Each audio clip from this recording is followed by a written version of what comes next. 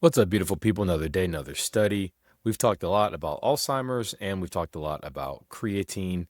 We talk a lot about Alzheimer's because of my personal family history of my grandfather having Alzheimer's and me having the ApoE4 allele, which is increased genetic risk of Alzheimer's.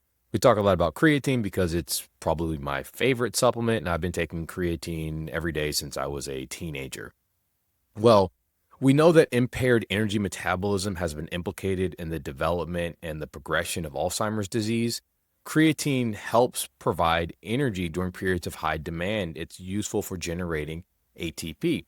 In preclinical models, so mouse studies, creatine reduces dementia biomarkers such as amyloid and tau.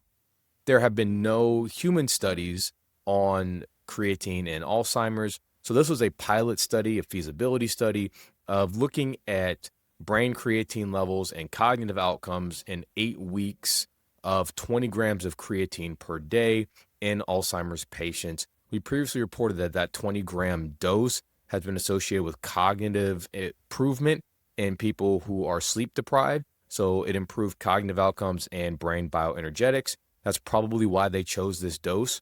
It was a small study.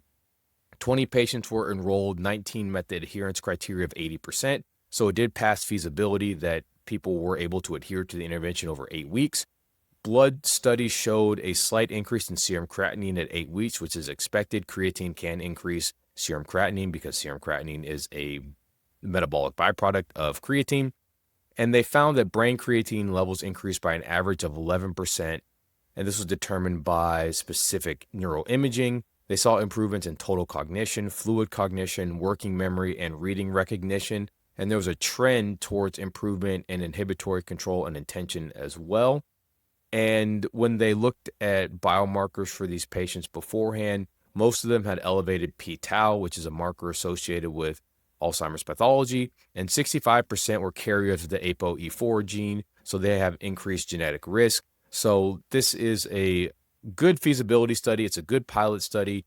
It will likely generate a randomized controlled trial looking at better outcome markers and also placebo controlled. So it's encouraging to see research like this, and I'll look out for more creatine studies down the line.